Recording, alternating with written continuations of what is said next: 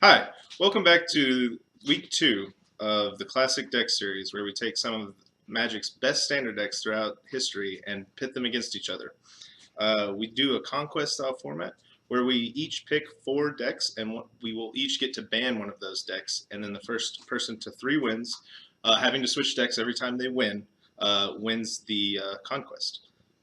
Yep, my name's Joey. I'll be playing Black Green Delirium, Mono Black Devotion, Hakan Gifts, and Abzan Control. I'm Caleb, and my 4 choices are Blue White Tron, Atarka Red, Nyapod, and Rakdos 10. And I will be banning Black Green Delirium of Joey's deck choices. It was between that and Mono Black Devotion. Mono Black Devotion gives the most free wins, and I wanted to make Joey work as hard as possible to win all his rounds.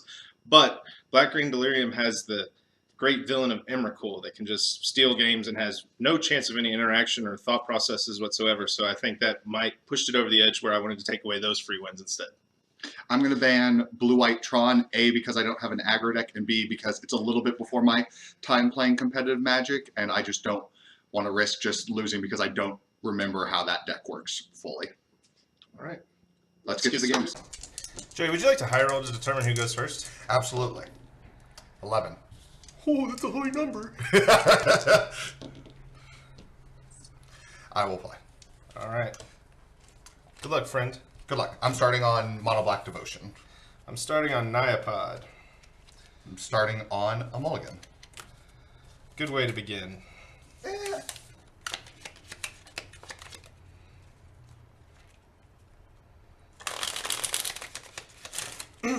I'm going to keep my hand. It's not the most powerful keep, but I have the first key to this deck, which is drawing one of the mini mana dorks, and I also have a mana dump for the multiple mana dorks I drew.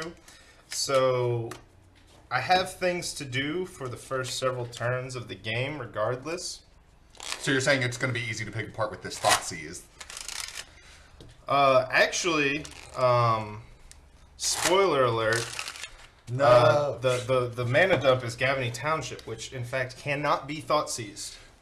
Well, that's fine. I just want Thoughtseize though. Let's see. So I picked Nyapod first. It's kind of a nostalgic choice. It's one of the decks that I won the most with. I went infinite on Moto with Nyapod. The thing about it is, though, that this is a version before I started playing it. It's before Avacyn Restored or the core set that had Thragtusk in it. So I'm playing without Restoration Angel and Thragtusk, which were the things that made beating Delver just incredibly easy with this deck. But this, of course, is a version of the deck that did very well in a pro-level tournament. So, which was Pro Tour Dark Ascension in 2012. So, of course, the set before Avacyn Restored. Are you mulliganing into 5 right now? Yeah. Oh, jeez. Make it easy on me. The thing is, it's better for the Thoughtseize deck to mulligan than the non-Thoughtseize deck to mulligan, because if I mulligan to 5 and then you Thoughtseize me, we just... Man, I didn't know that we had jingles that would accompany our mulligans, but here we go. Okay. Lucas Blohan was the presumed creator, but if nothing else, the pilot who got it into the top 8 of Pro Tour Dark Ascension of this deck. I will keep this 5. Scry to the bottom. 2-2 go. Mutavault start. Love it. All right, draw step. I will play a Razorverge Thicket as I want to get these fast lands out first. And I will start with a Birds of Paradise. Okay. And I'll pass the turn back. That seems like a good blocker. It's a gray blocker. I will take 2 and go to 18. Okay. Go ahead. All right, untap. Keep draw. I got another fast land, Copperline Gorge here. I will tap this for a green and cast a Landwar Elves, tap this for a green and cast a Birds of Paradise. You weren't kidding about the mana dorks. I was not kidding. It is your turn. So this is a pretty weak start, but like I said, I have the township coming up, which gives me something to do, and then I'm, depending on what he does to interact with my board, I'm pretty close to casting every spell in my deck off the top. So I'm okay with my position, although it's very easy for him to just destroy me with any number of cards. Yep. At this point, I'm just going to try to snipe something out of his hand. And maybe an Elish Norn? what happened is I drew some more lands, and I have 4 lands in my hand. Redundant copies that I don't need, but we'll see what happens from here. Yeah, but you're only 1 land away from double Gavin Township activation. 5 turns from now. Go ahead. Good point, Joey. Good point. You're okay.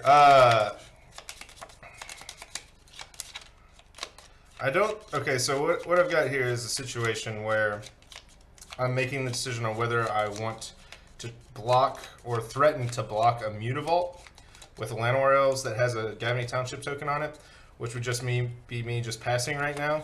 The other option I have is to get in 1 point of damage with a Birds of Paradise, which is not exciting, but it's the kind of thing that you have to start doing when you're on the just stone cold Gavany Township plan. The problem with that is that I'm not punishing Joey for mulliganing to 5. I'm giving him a lot of time and making him. I'm giving him the incentive to just attack me for 5 and put me to 13, which is actually a fine clock when you think about the fact that he has Grey Merchant coming up, Grey Merchants that he can loop. He's a couple lands away, but I think that the correct decision is to go ahead and just start. Is to pass and leave it up because I'm going to be activating Township no matter what, and if that keeps him from holding off on Mutavault, that's actually fine for me, because then it'll get to the point where my Llanowar Elves will actually be bigger and I'll just be attacking and racing him. So go ahead, Joey.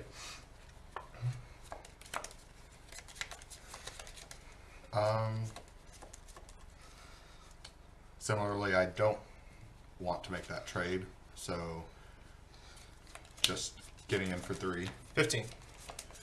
I, of course, cannot block because Lifeman Zombie has Intimidate. And I think that's another good reason not to try to trade life points, because as you mentioned, Grey Merchant is uninteractable damage and life means much of the same. I mean, I think just because of sequencing my mana, even though I saw his hand last turn, I'm going to go ahead and use this Thoughtseize. I drew a mountain, Okay. so you go to 18, Yep. and I am just, not drawing well right now. Kept it iffy hand, but I think I would keep that hand every time. And I have a Pack Rat. Now I have a Pack Rat to worry about, too. Go ahead. Joey's Mull of 5 is coming, is working out okay. Yeah, the one downside being I don't have those extra cards. Yeah, to discard your Pack Rat. Yeah, I think you're okay, though, right now. probably. Well, guys, I'm sorry. I don't know that I'm really showcasing what this deck can do this game, unfortunately. So we'll just pass the turn. Okay, draw. So the rat doesn't do much. Well, so Pack Rat counts Mutavaults. So Yeah. there's some odd math going on here with the attack, figuring out exactly how big Pack Rat can get. I'm pretty sure you can only get 2 bigger, so 3, so it would still trade with the elf. But it's not like the elf isn't a threat. I think that this turn we're still just going to get in with the zombie, though. That puts me to 12. Yes. And we're going to say go. All right.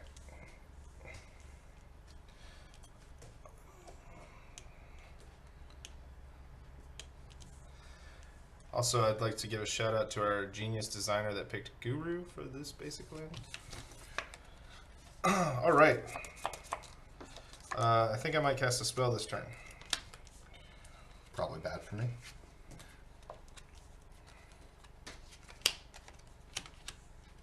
I don't know. Solemn Simulacrum. Trigger.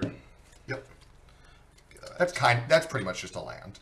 off the top. Yeah, it is. But theoretically could do something else maybe. So one of the cards in my deck that can sometimes get me out of any situation is Inferno Titan. So I'm going to get a mountain if I have... Nope, the only mountain is in my hand. Can't do that. I was going to say the more red sources the better, but there's only one mountain in the deck. So I have to get... I think I have to get a force.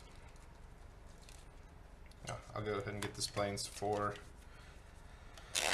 Elishnorn if there's some world where I don't have Birds of Paradise and need the second white source to cast it. Another card that can get me out of a lot of situations where I would have lost otherwise. That's probably my favorite aspect of the pod decks in Standard, is because they're not so broken as the pod decks in Modern, where like they needed to be banned, but they have all of these sweet silver bullets that can get you out of situations that your opponent can't really play around. Pass turn. Gonna make a rat. That was wrong. I should have attacked for 4. And We'll see. I guess I can threaten to trade off with some rats or something. I don't know. And I don't really have any attacks available because now Solemn can block Life Bane, and Caleb's like a stage ahead in the Rat versus Gavany race, I think. So 1, 2, 3, 4. So no, I can catch this other rat. All right, we've And got then a couple sub games going on. Get in with both of them. So the rats are currently 3/3s, threatening to go up to 5/5s. I will block one with this. Yep. I'm going to go ahead and pump them. So I take 5. Yep. Putting you at 7. All right, so this dies, trigger, I draw a card. Correct. And go ahead. All right.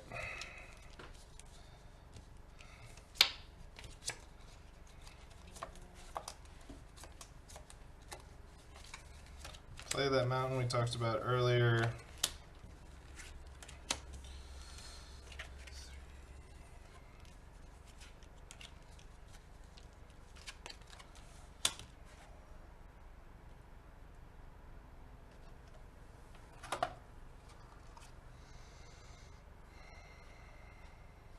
Is this birthing pod?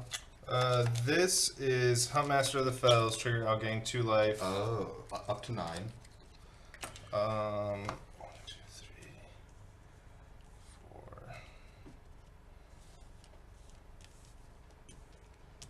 What is this? This is Birthing Pod. Oh.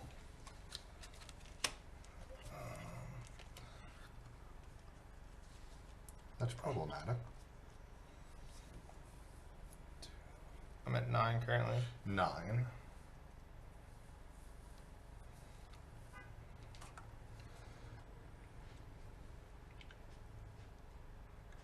Probably just get rid of the wolf, get another mana dork.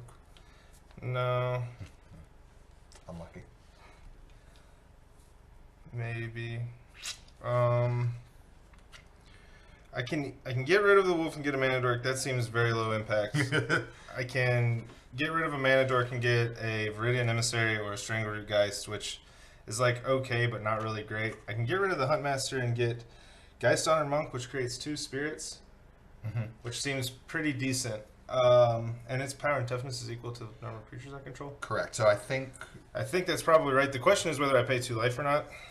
I'm gonna pay 2 life. So I'll go down to 7, activate Birthing Pod, get rid of my Huntmaster, and go get the Geist Honored Monk. so that'll be the 4 creatures currently in play plus the monk plus 2 spirits is 7. So that, as the board sits, will be make the monk bigger than I can make the rats. Alright, so my board's a little clogged. We've got a restricted camera space, so sorry for the clutter, viewers, but we're going to make our best of it. Trying to come back in this game where I didn't draw a real spell until like turn 6. But you can see already the power of Birthing Pod. And that's it for me. Okay. So here we are looking. So there's nothing left in play that can block Life Bane, so that's free damage. Yeah. And the question is, how much am I under threat of the swing back for? Because Geist is actually really big, so it's currently 7.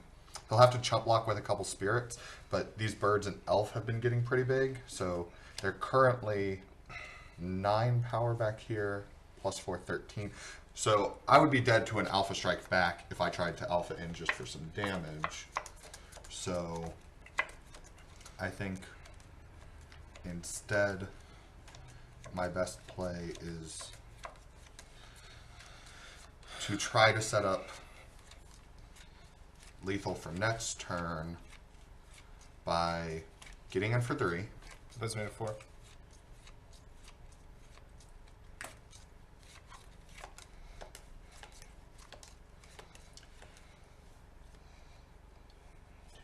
And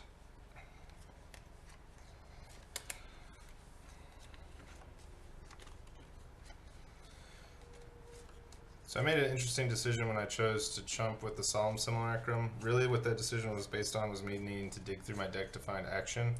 But it put me in an interesting situation where I didn't have a blocker for Life Bane Zombie anymore, and I couldn't grow it with Gavney Township, but I really did not think that sitting back and like chumping with one of my mana dorks was going to put me in a position to win.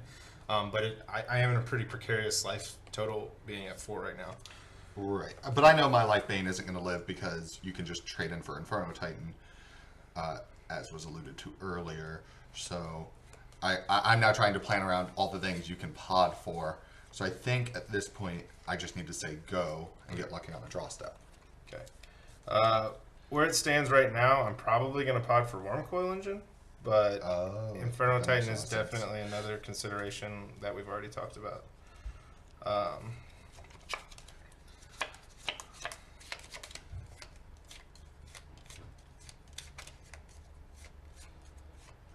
You have how many cards in hand left? 2. 2. And they're both real good. All right, so the thing with the Pack Rat is that the quality thing about the Pack Rat is that I can block it, and Mono Black doesn't play anything to really punish me other than removal spells to remove my blockers, but that's not really a sustainable game plan. I'm going to play another Township. So trading in the Geist Iron Monk, obviously I get an amazing card in a 6-mana card, which is awesome. But it takes away, it's parity because it removes my best creature to get a presumably better creature. I drew a Viridian Emissary, so what I'm considering is playing Viridian Emissary and potting for Blade Splicer, which can block Life Bane Zombie. Now that opens me up to a removal spell, but I'm not just dead. That would put me to 1. But the thing is that I'm dead to land. Gray Merchant right now, no matter what. So I think what I have to do is I have to trade in my Geist Iron Monk for Wormcoil Engine to try to get life points and absorb. And just that way. dodge me doing it for 1 turn. Yeah. Attacking with it doesn't do anything because he can double block with Pack Rats, and that keeps me from being able to get Wormcoil Engine, and it's really no cost to him. And my Wormcoil Engine is worth more than 1 Pack Rat, so I'm just going to go ahead and activate Pod on Geist Iron Monk. Yep.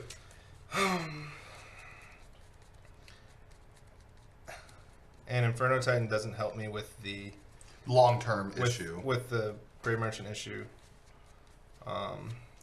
Now the other thing to remember is if I can survive, if I can fade 2 turns, then it's possible that Elishnorn is just going to win me this game. But I'm not feeling very optimistic about my chances.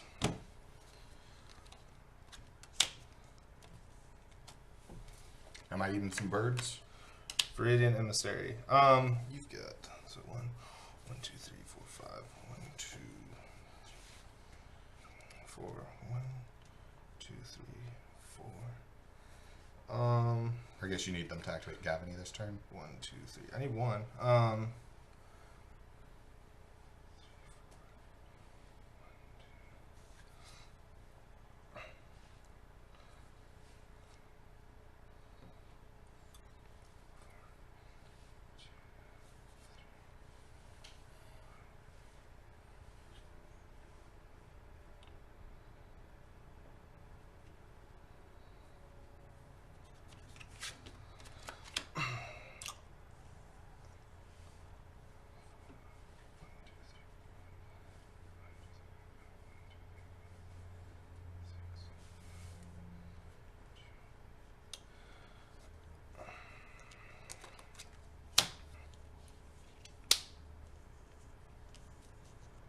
attack you for 6. Yep. So I go to 12. So I'm probably just dead next turn to Gavany Township. And the reason this attack is so safe from Caleb is even though I have 6 attackers, there's no way I can get through Worm Coil and its tokens. I would require just removal spell into removal spell to get rid of the life link. So yeah, so I talked a lot, and he might just be dead to Township. Good. Yep.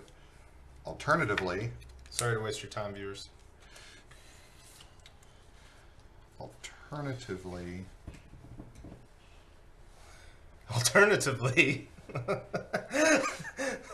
my only out to not be dead to Township was to draw Swamp to cast this Grey Merchant. I discarded the first Swamp to make a Pack Rat token a few turns ago because I thought I needed like the long term of this being lethal because you were at 15 at the time, but ended up not working out. Yeah, you got it.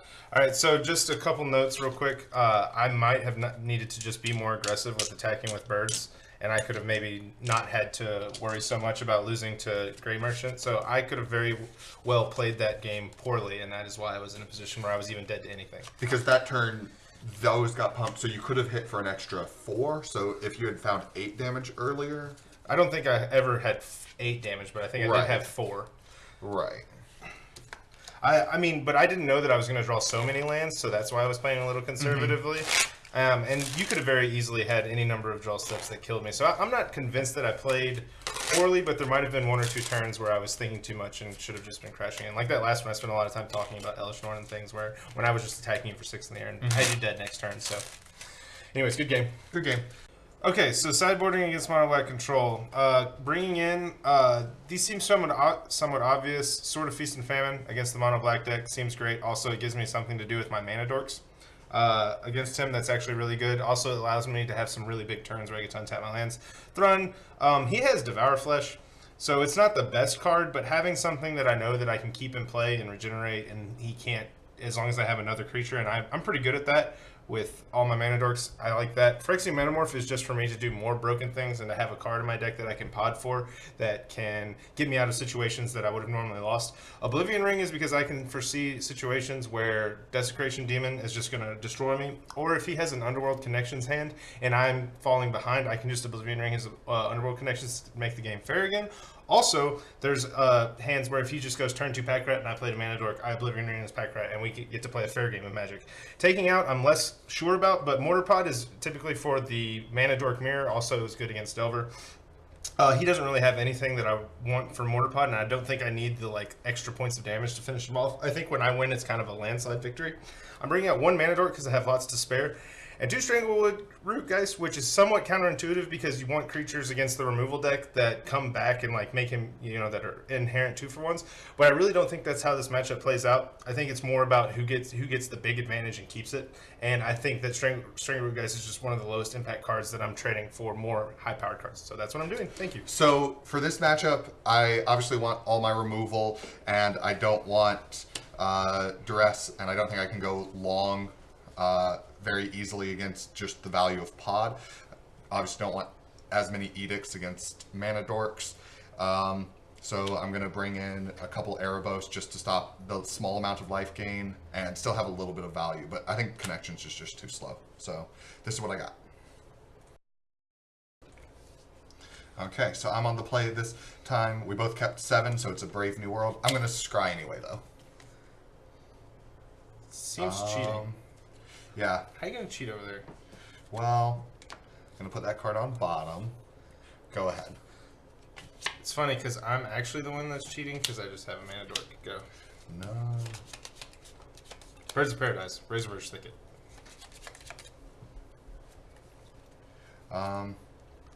Well, so it didn't work last game, but I'm just going to try to steal this game with Pack Rat. Yep. Go ahead. All right, viewers. We talked about this, me and you. We had an intimate conversation about games where I could just play Mana Dork and keep it fair. Go ahead.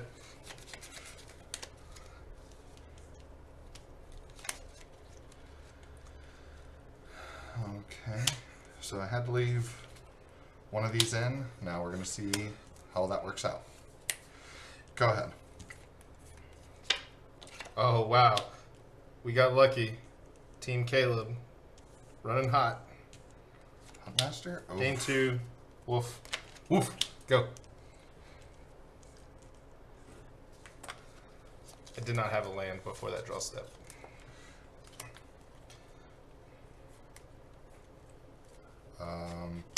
I'm going to go to 19 to draw a card. Heck yeah. Drawing cards is sweet. I'm going to go to 17 when I thought sees you. Oh, baby. Good luck. Actually, it's pretty easy, but you know. My hand's sweet. Yep, we're going to take the pod and just cry. Go ahead. Yeah. Crying is a good option, I believe. So this is an example of why I wanted to take out Underworld Connections. Like, it's just so slow against the value of Pod and Huntmaster and all that. Carpetline Gorge taps. Now, so there's some thoughts to just throwing in standard. Sometimes the best plan against the deck that has extra card draw is to just slam the haste guy and just start getting in more damage instead of using your mana efficiently. But that's not who I am. So I'm going to play Blade Splicer and play a little bit slower, but accumulate a bigger board. And that sets up your mana really well to go Blade Splicer Geist next turn anyway. Yeah, exactly. And then I'll attack you for 4. 13. And then it's your turn, bud. Draw. Draw my extra card. Go to 12. Seems like a good spot for me.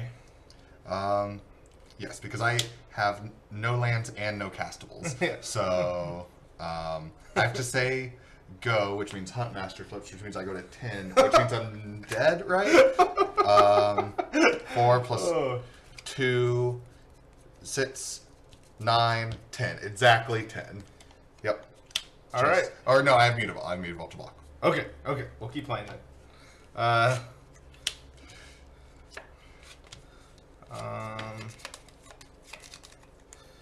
play this Gavney Township. Does that change anything? I actually think even Strangleroot Geist probably... No, because I could block a 3 power. 2, 3. So, I don't... This one has trample, right? Yeah. So if I block the biggest thing at 4... 5, 8, 9, 10, 11, 12. Yeah, so I'll attack 30. Or 11, right? 11, yeah. Sorry. Yep, I am dead. Good match, sir. Good match. So, in the first match between myself and Joey, I won. Nyapod defeated Mono Black Devotion. I probably spent too much time thinking about plays in game 1 with his Moldafy, but he put up a really good fight. We had a decent game. Gavney Township took the day, as well as Birthing Pod with all of its inherent advantage. The only thing that I remembered that could block Life Beams on me was Blade Splicer. So I was like, as long as he doesn't draw Blade Splicer, I think I'm safe to just steal a win with Life Bane, but wasn't able to get there. Okay. In game 2, you encountered a variance minefield or something? Yeah. I knew I wanted to take out. I just had too many cards to take out, and I drew all the cards I wanted to take out, but wasn't able to. So. Well, in case we have some sort of poll on what the best deck of all the classic deck series is, just remember Nyapod is the best. Small sample size. Tomorrow, we'll be playing round 2. I have to pick a new deck. I guess I'll wait till then to announce it so Joey doesn't get the drop on me with his intense strategical mind. Are you going to play the same deck? Try to win with that? Probably not, because your other decks are aggro, fairly aggro, and I just don't want to risk getting run over like I did in game 2. Oh, well, cool. See you tomorrow.